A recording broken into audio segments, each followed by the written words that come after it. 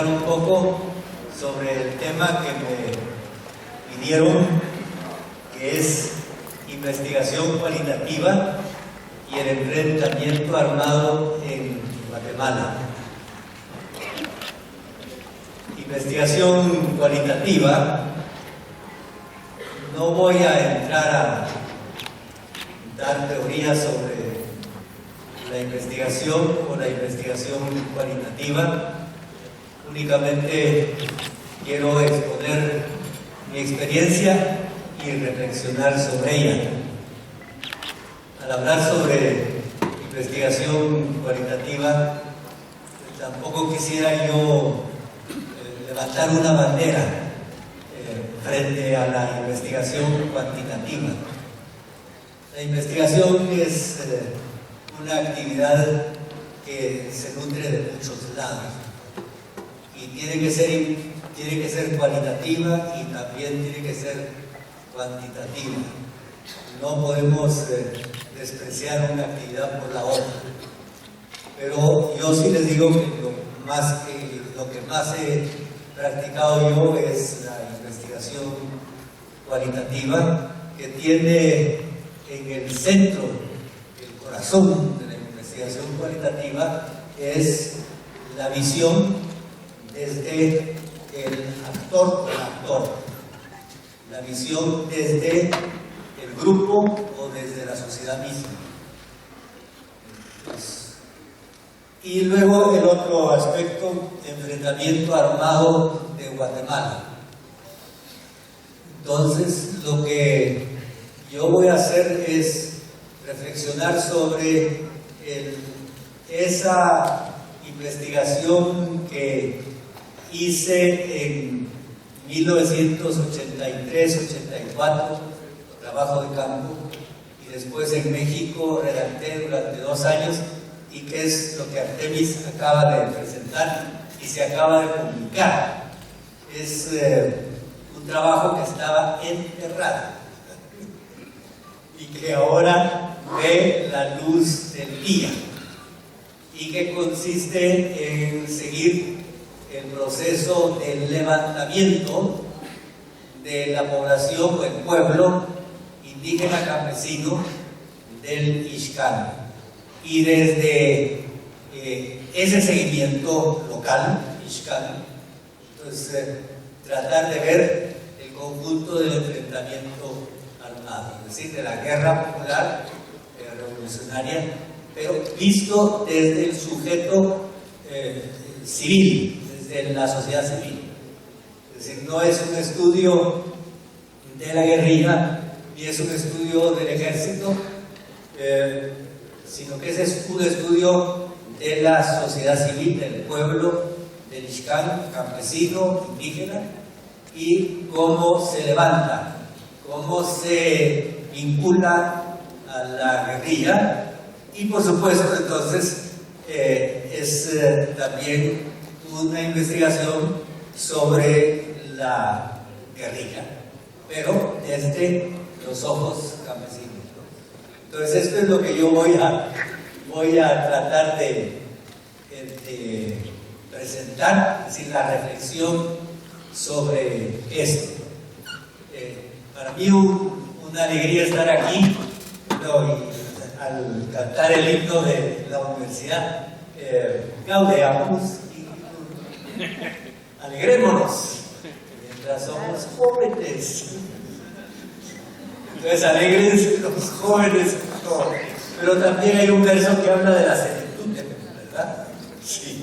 Entonces, esta plática yo quisiera dedicarla especialmente a la juventud que está aquí presente. A lo mejor es un poco utópica, porque yo no sé qué grado de implicación tienen ustedes en el compromiso de investigación, y más aún en el compromiso de investigación de temas de violencia. Entonces, si yo aquí hablo de la investigación, es una investigación sobre la violencia, sobre el enfrentamiento armado. La violencia política que vivimos, que se terminó con la firma de la paz, se ha transmutado y seguimos viviendo una violencia que probablemente, en cuanto a números, y sí, la cuantificación es buena, en cuanto a números es mayor que la que vivimos en el enfrentamiento armado. Creo yo que la experiencia de investigación del enfrentamiento armado puede dar alguna luz. No quisiera yo dar recetas, puede dar alguna luz para ver cómo a algunos de ustedes, ya somos jóvenes, algunos de ustedes se animan a hacer investigación sobre la violencia. ¿Qué respuesta tiene que dar la ciencia social ante el problema de la violencia?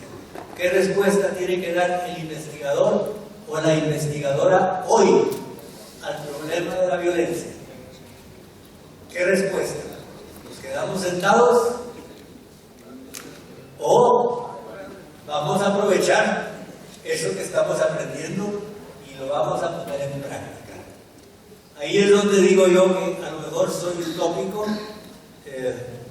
pero humanes dum sumus, mientras somos jóvenes, tenemos esa fuerza para aventurarnos y para usar la ciencia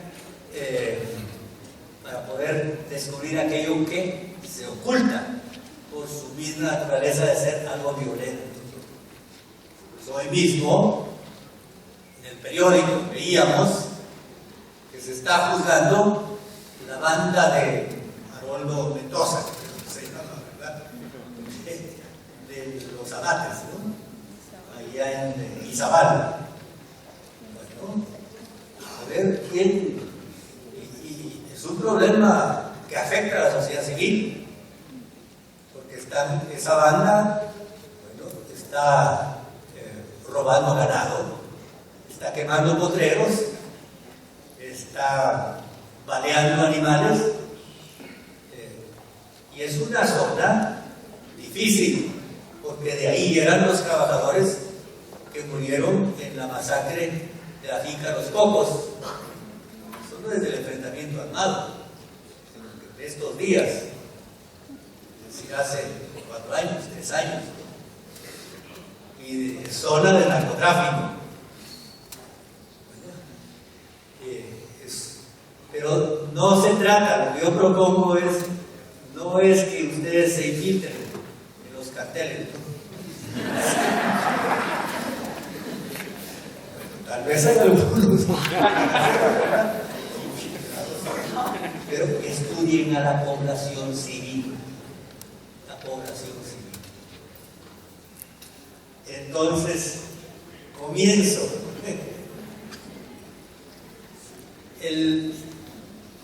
Yo voy a hablar, creo yo, que tres puntos, ¿no? En investigación. Primero, la selección del tema. Segundo, lo que nosotros los antropólogos llamamos el trabajo de campo o la recolección de la información. Y tercero, el análisis y sistematización, un poquito de cola sobre la redacción, pero no me da tiempo para entrar más en eso. La redacción es otro parte, ¿verdad? Y algunas conclusiones. Entonces, lo primero, en mi experiencia en este caso, ¿no? ¿De dónde vino la selección del tema? ¿Por qué? Porque se me ocurrió a mí el hacer una investigación sobre el levantamiento de la población en Ixcal. Entonces, lo que yo quiero decir es, la selección del tema ordinariamente no se hace en una oficina, tal vez en una oficina se llega a la decisión última, ¿verdad? Por lo menos en mi caso, yo veo que la selección del tema de investigación es muy importante pensar eso. ¿Por qué? ¿Por qué voy a elegir un tema? En mi caso, la selección del tema fue un proceso, pues, de varios años, reflexionando, tal vez, de diversas experiencias. Yo menciono unas cuantas para mostrar cómo se va afinando esta decisión. Ustedes tal vez conocen el libro de Quiché Rebelde. Al final de Quiché Rebelde yo me pregunto, ¿qué haría falta para que en esta zona sur del Quiché hubiera un levantamiento de la guerrilla? Es decir, la guerrilla apoyada por la población civil.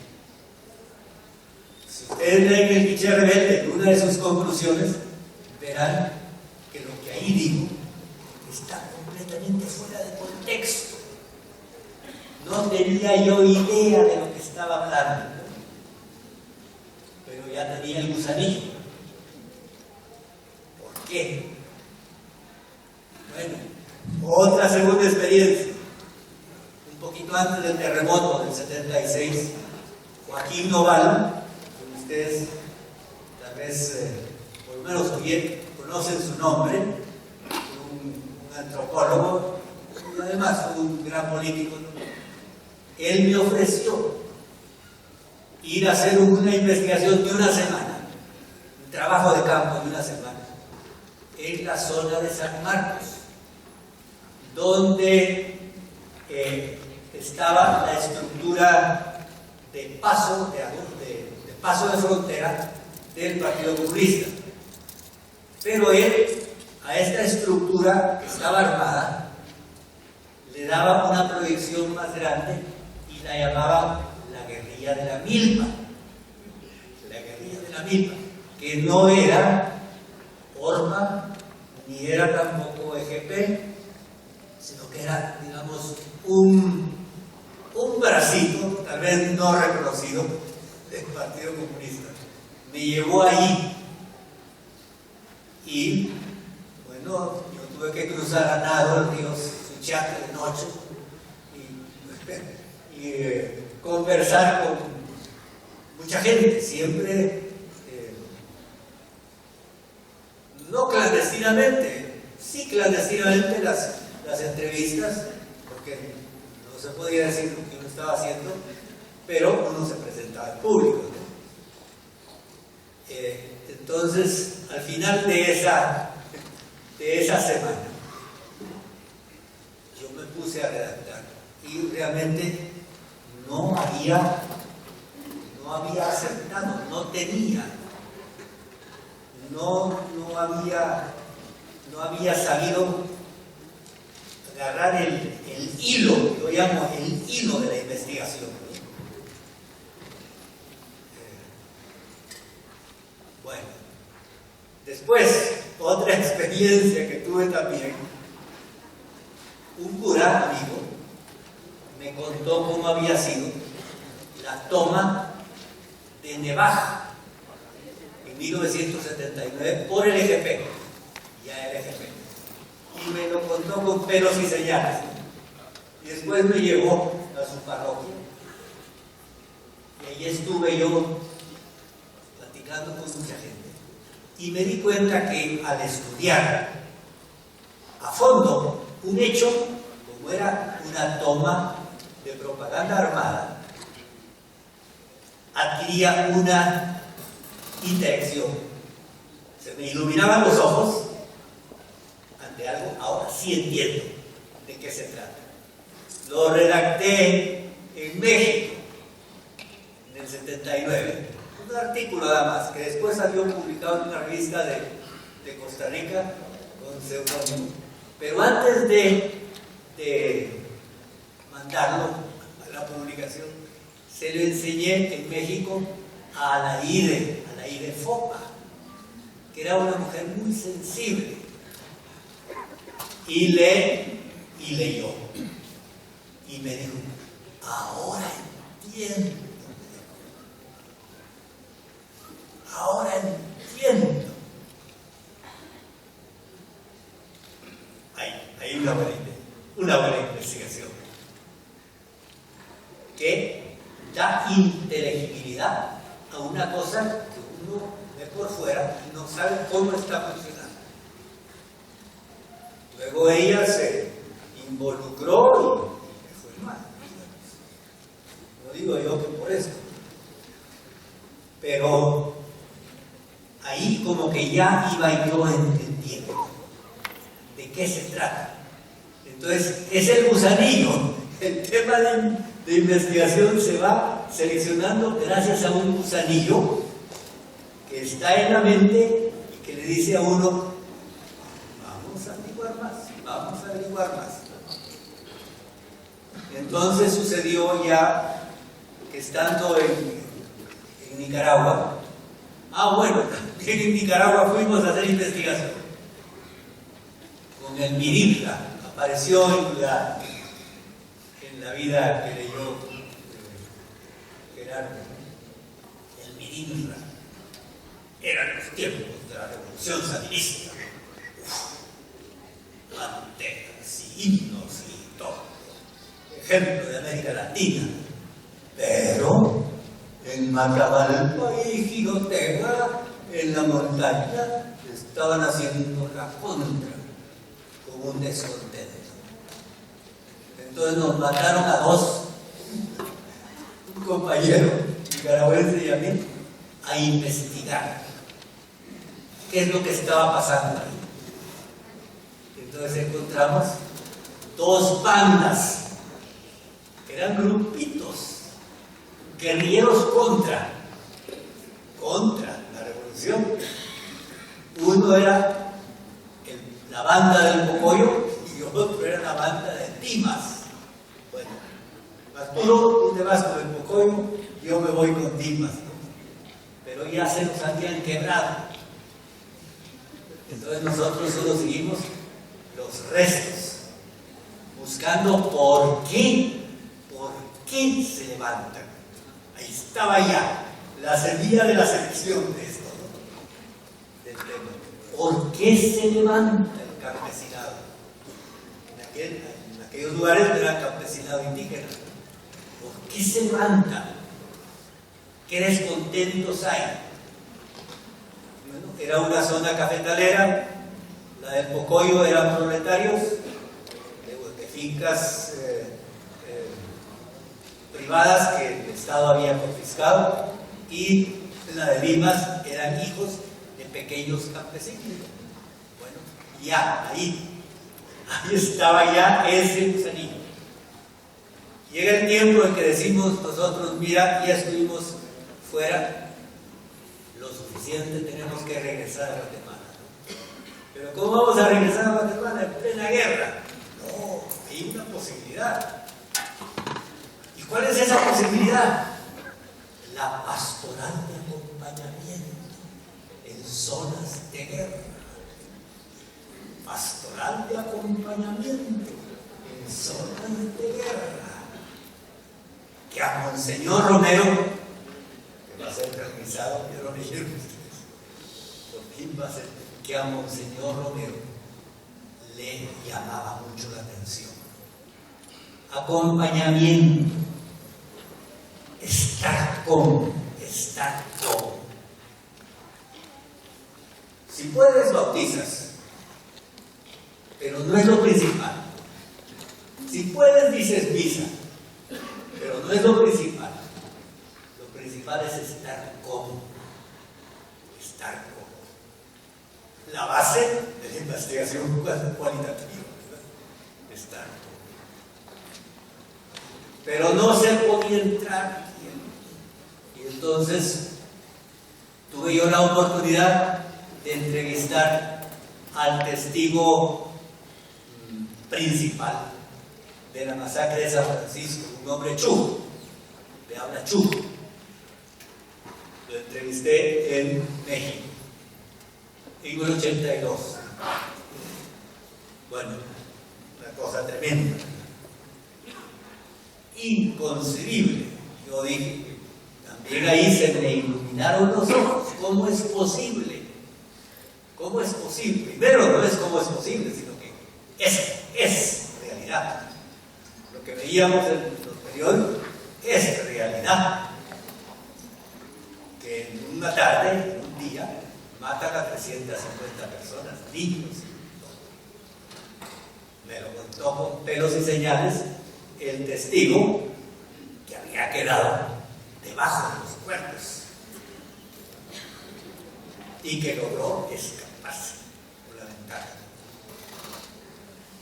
Bueno, dije yo, bueno, nosotros queremos volver a Guatemala en pastoral de acompañamiento.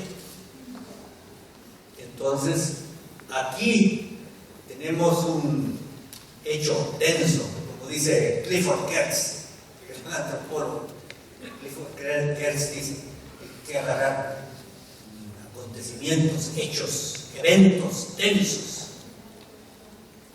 Bueno, esta masacre era un evento densísimo. Pero, ¿cómo se llega a esto? ¿De dónde viene?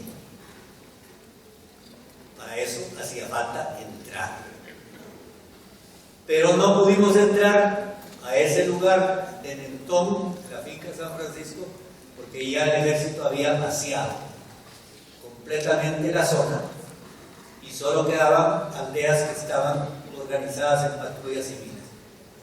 Y el resto se habían ido a México como refugiados. Pero entonces se abrió el Ixcán y nos encontramos que en el Ixcán estaba la población en resistencia. Población en resistencia. Siempre esta población ha resistido, ¿verdad? Pero ahora estaba organizada para la resistencia, es decir, para no salir a México. Esa era la población donde íbamos a hacer y donde entramos para hacer pastoral de acompañamiento. Entonces, ahí ya la selección del tema de investigación estaba clara. Y como para poder hacer esa investigación, tú tenías necesidad de tener la visa de entrada a la zona de guerra. ¿Quién te iba a dar la visa de entrada a la zona de guerra? El ejército no. Entonces, los compas, ¿no? La guerrilla. El EGP, en concreto, era el que dominaba en esa zona de resistencia. Entonces, hicimos como un pacto de caballero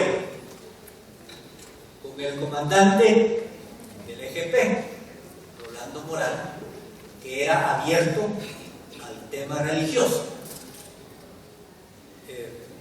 para poder entrar a hacer pastoral de acompañamiento.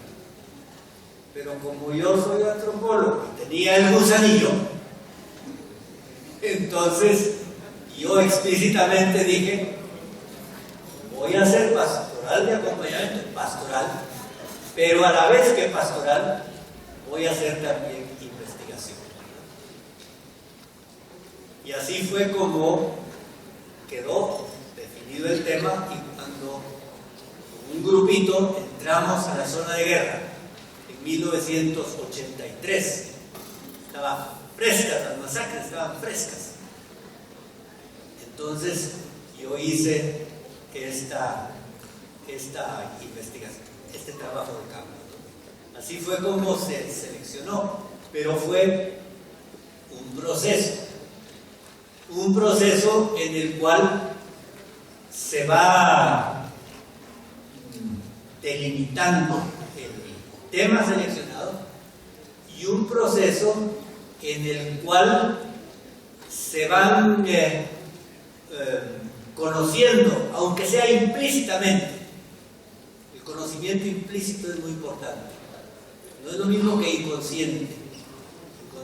El inconsciente de Freud no es lo mismo. El conocimiento implícito que se va explicitando, muy importante para la decisión. Porque si tú vas a hacer un trabajo de este tipo, tienes que tener decisión. Y si tienes decisión, quiere decir que ves los porqués, aunque no los puedas formular explícitamente. Tienes que tener esa decisión porque vas a pasar hambre, porque te van a correr, porque vas a estar en peligro, ¿verdad? Porque estás estudiando el hecho violento. Entonces así fue como hubo un proceso para escoger el tema, el primer punto, ¿no?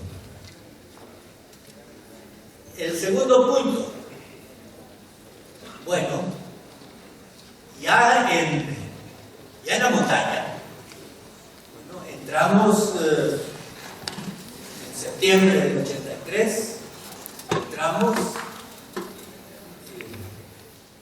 los refugiados que estaban en México nos sirvieron de guía para llegar hasta los campamentos de la población y entonces comenzar a hacer la investigación. ¿Cómo recoger los datos? Lo primero que estábamos nosotros en un área de guerra. Área de guerra quiere decir que había una disputa entre la guerrilla y el ejército, pero la población civil estaba encampamentada debajo de la montaña. ¿Qué quiere decir encampamentada? Quiere decir que había grupitos, tal vez de 30 personas, de 50 o más, a veces de 15 grupitos. Recuerdo que había 30 de estos grupitos en toda esta área del Ixcal, entre el río Ixcal y el río Xalbal, y al norte de la carretera transversal, del proyecto de la carretera. Ahí estaba la gente. ¿Qué importancia tenía que estuviera la gente ahí para la guerra revolucionaria? La importancia que tenía es que le daban comida a la guerrilla. Era población civil, pero alimentaban las tortillas a la guerrilla. Le daban información, le daban apoyo en cargas, le daban apoyo en sus estructuras civiles, estructuras de poder. Entonces había una red de autodefensa de la población civil que consistía en exploraciones y postas móviles y postas fijas para detectar el momento en que viniera el ejército. Y entonces, ¿qué es lo que hacía la población? La población no se podía enfrentar al ejército. Entraba en plan de emergencia y eso significaba que tenía que moverse, huir, retirarse del lugar, para que cuando llegara el ejército ya no encontrara a la gente en el lugar. Entonces, para la investigación había cierta seguridad y había tiempo, los momentos muertos en que no sabemos si el ejército va a avanzar o no va a avanzar, y sabemos dónde está ubicado, tal vez a 2 horas de distancia, pero nos movemos o no nos movemos. Estamos esperando a ver que venga el correo, que nos diga el correo de la protección civil que nos diga dónde está ubicado el ejército. En esos tiempos muertos había posibilidad para hablar con la gente. Y no eran entrevistas digamos, miren señores, yo aquí soy antropólogo y yo vengo a hacer esta investigación. No, sino que eran, ¿qué es lo que les ha pasado? ¿De dónde viene todo esto? ¿Cuál es su historia? Y entonces era cosa de sentarse en un tronco y oír. Y la gente cuenta y cuenta. ¿Y por qué contaba? Fíjense que ese es un problema muchas veces para nosotros los investigadores. Vamos queriendo que nos cuenten y la gente no cuenta. Tiene desconfianza. Entonces, ¿por qué contaba? La gente contaba, yo creo que por dos razones principalmente. Porque sentía que si contaba, esto que estaba sucediendo podía salir al exterior y podía contener la represión. Pero luego también contaba como por una necesidad de desahogarse. Fíjense que eso fue muy distinto de otras zonas del país. En estos mismos años, 1982, fueran ustedes a Patzum, o fueran ustedes a San Martín y Lotepeque, a ver qué les cuenta la gente. Seguía las bocas, ¿no? Que hay peligros. Pero nosotros estábamos debajo de otro dominio, como que si estuviéramos casi en el extranjero. Estábamos libres, en cierta forma libres del ejército. Entonces la gente contaba, y contaba, y contaba. Entonces, como investigador cualitativo, yo no tengo ningún mérito. Tengo la suerte de haber estado ahí, esa gente en ese momento. Además, yo no me presentaba como antropólogo, yo me presentaba como sacerdote. Entonces la gente, pueblo de Michoacán, había recibido esas tierras por los méritos de Huehuetenango, y a Guillermo Woods, un sacerdote mérito, según la opinión de la mayoría inmensa de la gente, lo había bajado el ejército de su avioneta disparando. Entonces tenían esa confianza.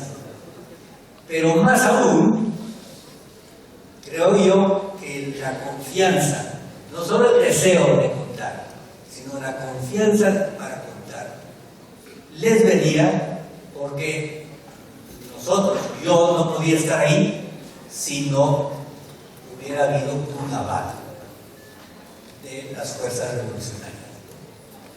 Entonces, no podía yo ser un traidor, porque mis compas me habían dejado entrar. Entonces, en cierta forma, esto, digamos, esta investigación en cierta forma, se debe a la confianza que tuvo también la guerrilla en nosotros, de que yo fuera a hacer esa investigación. Entonces, esa fue como la parte esta de la recolección de la información. Pero dentro de este tema de la recolección de la información, si estás haciendo un trabajo de investigación sobre la violencia, el registro de esa información tiene que tener un cuidado especial. Entonces, ¿cómo era el registro? Bueno, esto no tiene que ver con el ejército, primero, ¿no? Yo, mi experiencia es que cuando tú hablas con alguien de quien quieres aprender, Entonces, cualquier palabra es importante. Nosotros, yo no teníamos grabadores, no había de esas digitales de hoy, ¿verdad? Imposible llevar pilas. Y peor después, ¿quién va a transcribir todos esos cassettes? Entonces, yo llevaba un cuaderno en la mochila, un cuaderno y las entrevistas, el diálogo con la gente, todo, apuntar todo, como que si fuera taquigrafía, todo. Y yo les digo, esta no es receta, esto no les funciona a ustedes, ¿no? Pero mi forma de hacerlo no era hacer un esquema, nada más, y después yo me voy a contar después. No, todo. Pueden ver en ese libro, hay lo que yo llamo testimonios, después de cada capítulo hay unas páginas de testimonio, pero no grabados, sino que a mano. Como que si uno está oyendo a un gran profesor, a una gran profesora que viene aquí y le quiere tomar todas sus palabras, porque son valiosas. Así hice yo. Y luego yo llevaba un cuaderno en la mochila, escribía lo que me contaba. Y luego llevaba también una hojita para el diario de campo. Estas son mañas, pero a algunos les puede servir, ¿verdad? Una hojita, así como esta, ¿no? Entonces, ¿qué diferencia hay? La hojita para el diario, lo que tú vas viendo. El cuaderno, creo que lo sacas de la mochila y que lo sacas, está en una bolsa de plástico y abres la mochila. No, esto es inmediato. Se sacó ya aquí. Va uno apuntando la cantidad de información que hay alrededor de ti. Cantidad de información. Va uno como una esponja. Pero luego, ¿qué haces con ese cuaderno? Ahí viene el punto de la seguridad. La seguridad del registro. Entonces, los compas sabían que yo estaba haciendo esta investigación. Entonces, terminado un cuaderno, se los daba a ellos y lo emulsionaban. Y lo mismo, de 5 cuadernos, esos 5 cuadernos, la guerrilla, no yo, sino que la guerrilla, los trasladó desde la montaña hasta la Ciudad de México. Ahí, fielmente, me los entregaron. Eso es muy importante, porque el cuaderno puede caer en manos. Tengan ustedes cuidado, porque ahora cualquiera se confía y con el celular, presta uno el celular y ya averiguan con quién hablaste. Entonces, si hacen ustedes un estudio del narcotráfico, de las obras, pues es lo que yo les estoy diciendo, no del narcotráfico, pues, pero de la población civil que está afectada por la violencia del narcotráfico. Vean ustedes San Marcos, ahí Tajumulco y Chihuahua, ¿no? Y San Pablo, ahí 3 municipios pegados. Ahí va el ejército o la policía y corta la amapola de los productores civiles, que evidentemente tienen contacto para venderse, lo que se va a convertir en heroína, en opio, ¿verdad? Es un problema civil, un problema, y nosotros no vamos a hacer estudio de eso, ¿no? Pues, jóvenes consumos, gaudeamos y alégrense mientras son jóvenes, ¿no? Tienen fuerza. Entonces, esto a propósito de la recolección de la investigación. Evidentemente, si ustedes se fijan, ese libro tiene mucha riqueza, pero tiene un montón de agujeros, un montón de limitaciones, ¿no? En cuanto a la recolección, un agujero o una deficiencia, pues es la ideológica. Todos los informantes eran en contra del ejército. Entonces lo que sale es algo sesgado, pero estamos esperando que salga la otra parte también, ¿no? Pero que salga con verdad, no con mentiras. Otra limitante es la lengua. La zona, la población civil de esta zona era multilingüe. Había 7 lenguas, 7 idiomas. Mam, Cobal, Zacateco, Chuj, Quechí, Ixil, no sé, además del castellano. Entonces es muy difícil aprender una lengua si estás brincando de un campamento a otro donde se habla una lengua distinta. Yo ya sabía algo de quiché, pero ahí, quiché nulo. Había gente que hablaba quiché. Entonces, por otro lado, eso facilitó la investigación porque la lengua franca era el castellano entre la misma gente. Entonces, es un trabajo, no está hecho en mano, yo traté de aprenderlo, pero no me dio. Bueno, y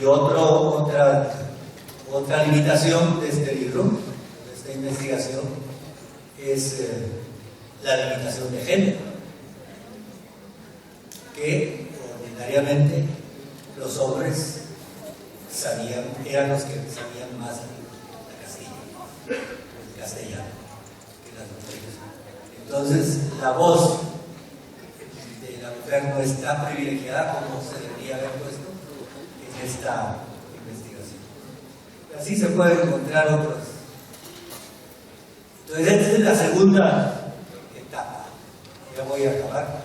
La tercera es la etapa del análisis y la sistematización y la redacción. Pero sobre la redacción no voy a hablar más. Bueno, tienes tú tus 500 páginas, los 5 cuadernos, escritas a letra pequeña, los tienes tú en México. ¿Y ahora qué hago con esto? Ustedes que hacen trabajo de investigación, después de amontonar información, se pueden preguntar, ¿y ahora qué hago? ¿Cómo lo analizo? ¿Cómo comienzo? ¿Cómo comienzo? Bueno, lo primero, buscar un lugar. Es que esto es importante también. Buscar un lugar donde estés tranquilo y solo y puedas concentrarte, ¿verdad? Bueno, a mí, los jesuitas de México, especialmente un amigo jesuita mexicano, un buen amigo, me prestó una oficina en una institución que me dio llave, puedes entrar de noche cuando quieras y salir. Y ahí tener todos tus cuadernos, bueno, ahí llego. Pero luego también hay otro punto que tiene que ver con la concentración y el lugar. La Ciudad de México, en esos días, era un hervidero de solidaridad. Había talleres, había fiestas, había comidas, había misas. Bueno, te invitan. Entonces, el mayor enemigo, uno de los grandes enemigos de la investigación es la dispersión. La dispersión. Que es que, pero, y es en parte tiene que ver el lugar, pero en parte tiene que ver ese hilo, ese gusanillo que decíamos, de la selección del tema. Si tú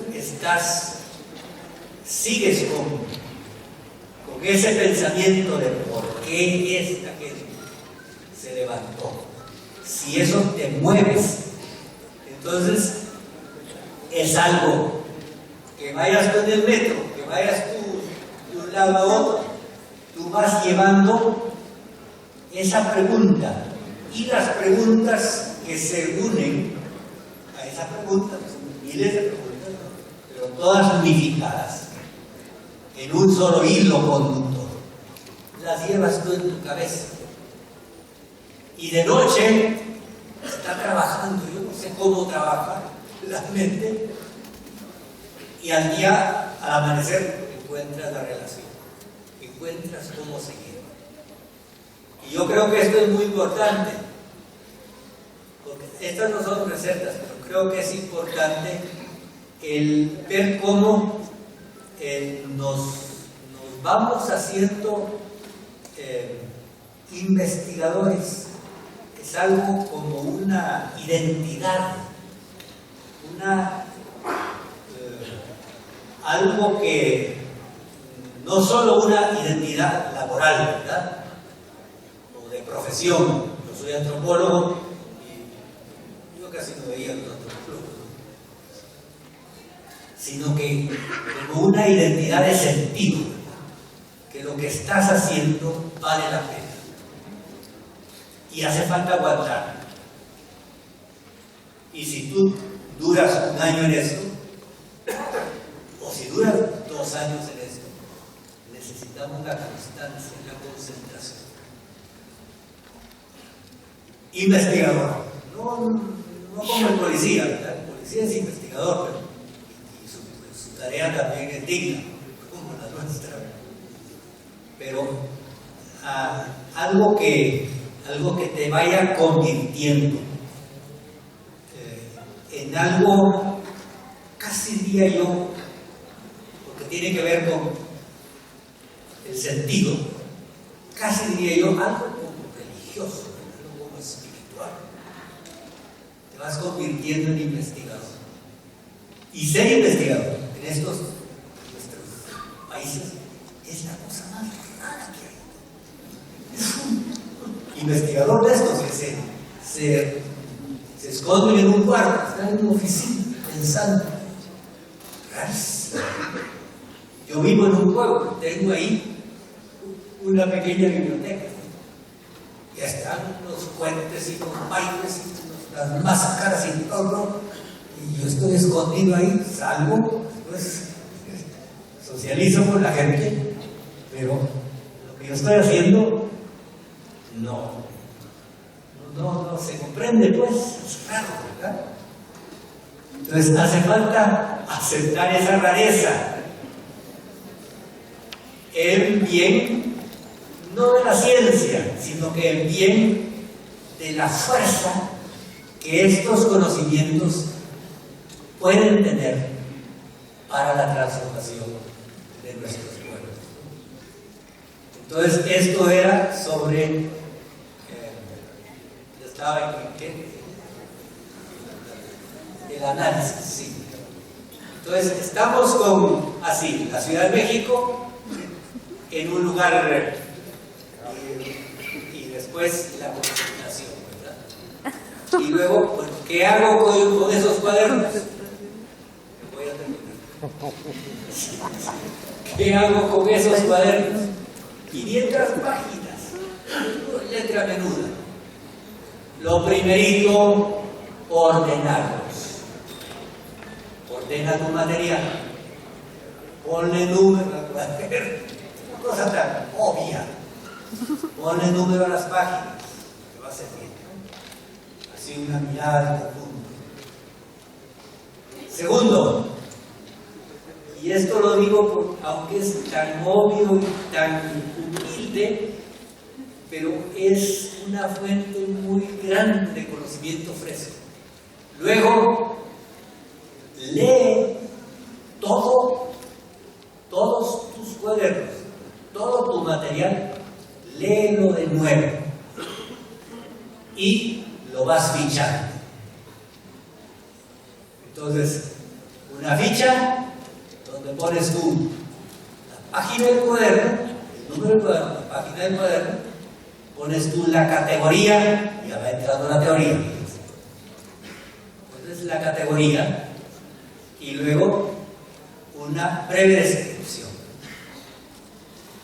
Una ficha, que no te dure más de 2 minutos hacer una fichita de esas, ¿no? Que sean fichas baratas, que no te dé pena de romperlas y hacer una más que otra menos, ¿no? Vas fichando y con un lápiz rojo vas marcando dónde está el punto que fichaste. Y así vas leyendo, fichando, marcando, leyendo, fichando, marcando, leyendo. Todo esto vas reviviendo. En tu memoria vas reviviendo lo que te dijeron, la cantidad de cosas que te dijo la gente, ese botón que salió de sus bocas, ¿no? Lo vas amontonando fichas. No te preocupes, solo que no se te pierdan.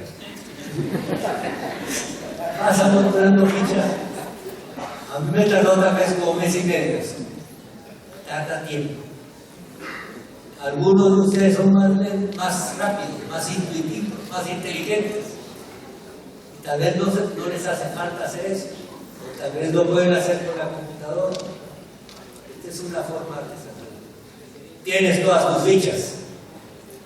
Bueno, ahora tengo que ver cómo las ordeno. ¿Cómo las ordeno?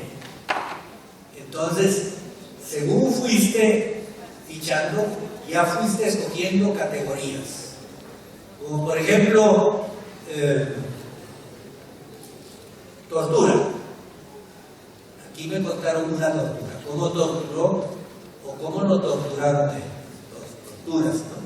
Entonces voy juntando todas las que son de tortura. O ajusticiamiento. Todos los ajusticiamientos.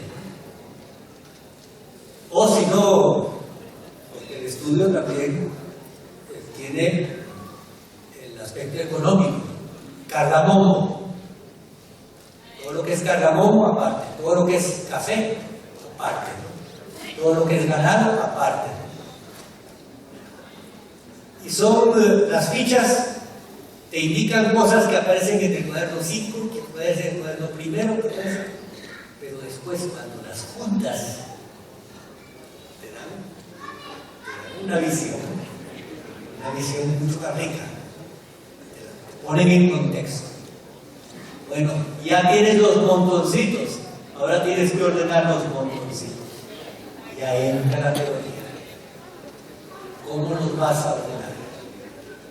En el caso de esto fue fácil, porque el principal criterio teórico es la dialéctica.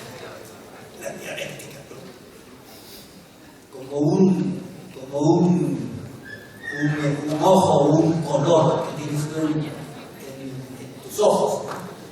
Ver las cosas dialécticamente. Facilísimo.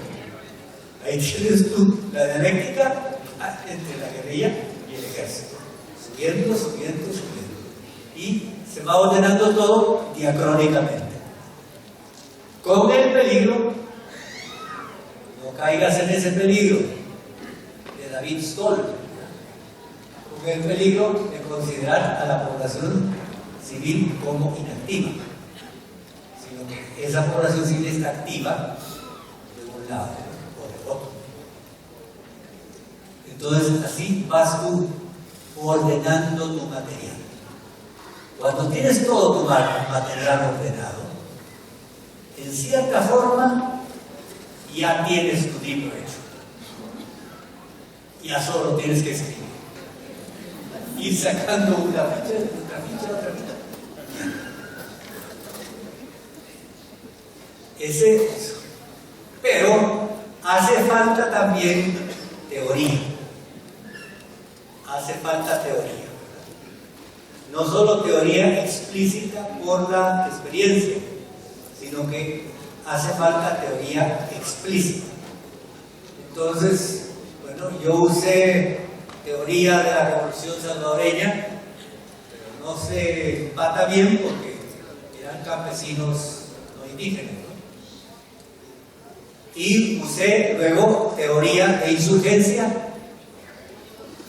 el documento de Ricardo Ramírez, que dio origen al EGP, y teoría de contrainsurgencia de otro general inglés que trabajó en la Indochina. Eran como cuerpos teóricos. Y yo les digo eso, yo así he trabajado. Dispensen si no soy ortodoxo, ¿verdad? Para mí, tal vez es porque no hay, bueno, tal vez una persona que es intelectualmente de capacidad más teórica no trabajaría así, ¿verdad? Pero para mí la teoría es sirvienta de la experiencia. Entonces, en mi caso, yo sé que a ustedes en sus cursos de metodología de investigación les dicen primero el marco teórico, las hipótesis, la metodología, todo lo demás, ¿no? Después no se junta bien una cosa con la otra. Bueno, yo he trabajado al revés, por eso les digo que soy un poco heterodoxo en eso. Para mí primero, el material, que ya ha sido recogido con cierta teoría implícita, el material. Y después, para este material, ¿qué teoría me ayuda? Me ayuda para entenderlo, para entender este material. Y así fui yo buscando teorías por aquí y por allá y probándolas, porque son hipótesis, ¿verdad? Las hipótesis que salen de la teoría, ¿verdad? Eso, si ustedes quieren verlo en ese libro, lo verán. ¿Cómo trabaja? Hay otro volumen que saldrá después, de las masacres, que no es lo mismo que masacres de la selva. Yo andaba buscando qué teoría usar, y le fui a preguntar a un jesuita, que fue uno de los que mataron en El Salvador, Martín Baró, conocía mucho de mi biografía, y me dijo, teoría de los desastres. Teoría de los desastres. Tratar al ejército como que si fuera un huracán. Y la población que se salva o que cae. Ya, teoría de los desastres, ¿no? Para explicar por qué unos sobrevivieron y otros murieron. Entonces, esto a propósito de la teoría, ¿verdad? Que es, creo yo que es muy importante. La teoría es muy importante porque la teoría está hecha de muchas experiencias que se generalizan y se piensan. Y ahí entra también la epistemología. Y tal vez con esto voy terminando. Que otra deficiencia que tiene esto, este trabajo, es que yo no estuve en lo que cuento ahí. Yo no estuve. Porque ahí está la historia oral de la gente que se alzó antes de las masacres. Yo no estuve, yo no vi cómo la gente se alzaba, solo me contaron, ¿verdad? Entonces esa es una deficiencia, ¿verdad? Aunque estuve en el lugar. Pero hay un tipo de conocimiento que yo recuerdo que Ignacio Ellacuría, un gran filósofo, uno de los 6 que mataron a El Salvador, decía el conocimiento por ósmosis. Por ósmosis. Se te pegan las cosas. Entonces, ¿qué quiere decir eso? No es lo mismo que la observación participativa. Observas y tomas datos, ¿verdad? Y participas solamente, sino que es algo más. Que tú, por estar viviendo con esta gente, por ósmosis, vas aprendiendo cuáles son sus reacciones, cuáles son sus formas de interpretar la realidad o de interpretar su historia. Entonces, bueno, al estar yo ahí, de alguna manera recibí ese conocimiento.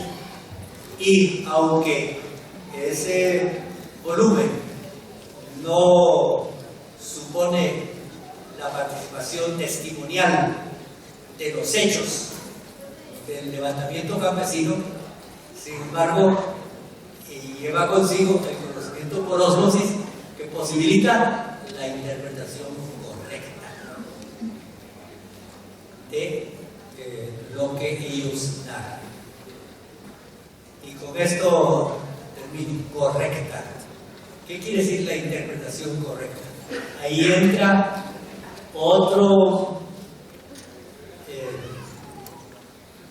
tema epistemológico, otro tema de conocimiento, y es el conocimiento de la inteligencia sentiente que dice Zubiri, otro filósofo, la inteligencia sentiente. O que, en términos mayas, por aquí hay algunos mayas que vi yo, que cuando se cantaba el himno nacional mantenían su boca cerrada. Algo quería decir, algo quería decir, pero esa es una digresión. El nahual, el conocimiento del nahual. Todos tenemos nuestro nahual, y nuestro nahual es como un pájaro que canta por dentro y que te indica dónde caminar. ¿Y cómo te indica? Para no caer en lo místico, ¿no? Sino en términos epistemológicos. ¿Cómo te indica? Te indica por consonancia. Entonces, así te das tú cuenta de cuándo vas en el camino correcto, cuándo tu interpretación es correcta. Si hay consonancia. Y si hay consonancia interior, si hay consonancia interior, te produce estremecimiento. Lo que estás tú investigando te remueve por dentro, pero te deja, no es consonancia, no disonancia, pero te deja en paz, en tranquilidad profunda. A veces es un poco budista eso. Entonces, con eso termino, ¿verdad? Dando estas experiencias, yo las escribí, pero si leía era demasiado largo, pero creo yo que las van a publicar en una de las revistas, en la revista de la Dirección de Investigación. Entonces, Recaude a música, aprovechen su juventud o sus fuerzas, aunque ya no sean jóvenes, porque yo hice esto a los 60 años, 50 y tantos, 60, también era joven, ahora ya 80 82. Entonces, aprovechen su juventud, aprovechen lo que aprenden. Si se meten en algo que vale la pena, si se meten en algo donde se juegan viejo, entonces van ustedes a ver la necesidad de estudio para no equivocarse. Entonces, yo les agradezco mucho primero porque han venido ustedes a esta hora y luego por la paciencia